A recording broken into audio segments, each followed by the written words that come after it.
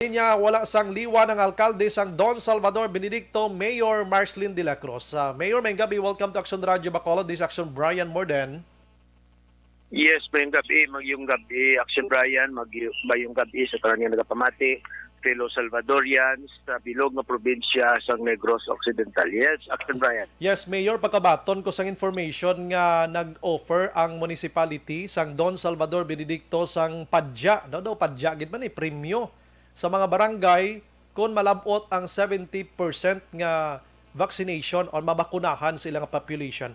How true is the report, Mayor? Matuod ini, Mayor. Yes, kuna sa tanan matuod din na Action Brian, nagsugod din ng mga panawagan man sa atong kapitanes sa sini nga pandemya bala daw ka problema man sang aton vehicle, no? Bala binagit pag pick up sa mga pasyente naton, hindi lamang kay ang mag-COVID positive, kag mag-responde man sa kabarangayan, kundi nga kilanglanon din man sa aton mga kabarangayan. So karon sa pagsugod sang bakunahay daw medyo mahinay pagit sa aton apang sa Subo ining last quarter of 2021 daw nagnamit naman, pero gin pa kamayo kung git lang to set the target if they can establish ang herd immunity lang na tawag na doon, at 70% of their population will be fully vaccinated. Tikin sabat ko man na nga do challenge man sa ila nga kung malabot nyo by March 31 of 2022 hidiyahan sa banwa nga ma-providean sila sang service vehicle. Ano ini ang sa isang salakyan, the pick up or van or nga situation? Para practical na lang, rescue vehicle, multi-purpose vehicle, ginpili sa mga kapitanes nga 4x4 equipped pick up, no? So kay kilanglan git Action Brian sa aton nga mga kabarangayan, kabalo ka naman sa sitwasyon naton sa aton banwa. Yes. Necesidad gid nga may equipped gid sang 4x4 nga ang vehicle nato, no? Or four-wheel drive, no?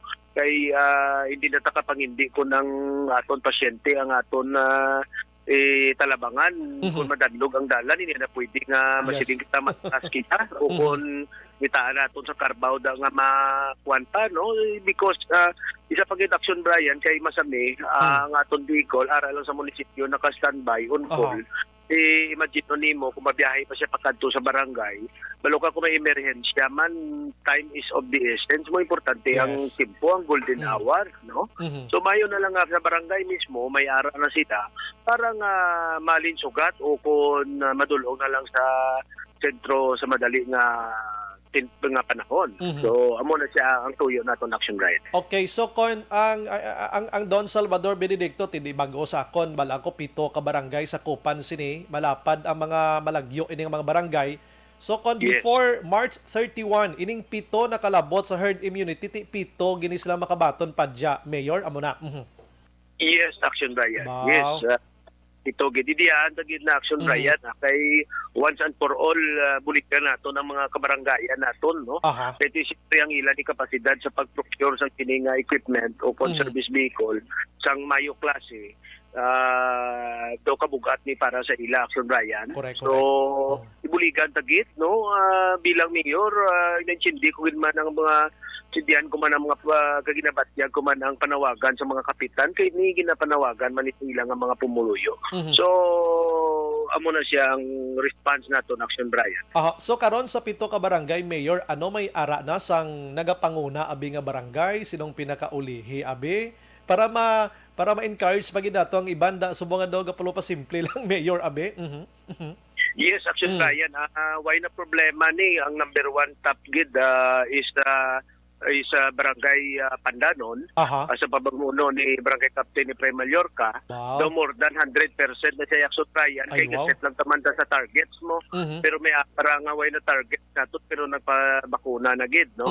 So sunod man ang sinunod man Barangay Kumaliskis, Nimo Barangay, Barangay Bayaan, Barangay Bunga. Apang ang mga medyo far-flung naton nga mga barangay, kadamo pa to si idouble time man gid namon, buligan man namon, no, nga malabot Manila ang 70% of their the targets by March 31, 2022, no? Pero sa mga layo ni Action Brian, dili ni siya gahalalin ang gapati bala sa mga tawo nga kung ano-ano pati sa pagbakuna, no? Pinakasubo naton pero buligan ginaton sa information drive kag bisyonon ginaton nga buligan mapampurok-purok kag mapambalay-balay naton. Okay, ti kamayo gid. Maintindihan taman tong iban man mga barangay like Pinuwayan ti medyo na bukid nga porsyon pero need gini nilang salakyan dito mayor ano kay mabulubodlay tong lugar nila. About ho Action Brian ti pareho sa aton hindi na tayo kuan pa kung anong sitwasyon na sa barangay Pinuwayan pero sa mga bago nga makakadto dito do hindi na magliwat. Pero pumuluyong gyapon ni sila kag mga Pilipino ni sila gyapon kag most of all Salvadorian ni. So servisyo tagid sila sang paripo patas para sa tanan. I believe the capacity of Barangay Kapitan Henry Alcorin mapisan ini dito siya nga barangay. Yes, update ni ABC President and Barangay Captain Henry Alcorin. Kapaninguha man siya, dali man siya gani, kag gusto man siya nga, pero joke challenging pagin ang pag-convincer sa iya ka barangay nga mapabakuna. Pero sige lang, matapos ning tanan, ang ipan barangay, tutukan ginan siya naton. Yes. Ulay hunon ko na ni Mayor, kumusta on Monday? Ano makabalik nang aton sining Municipal Health Office dira nga magbukas or hindi pa?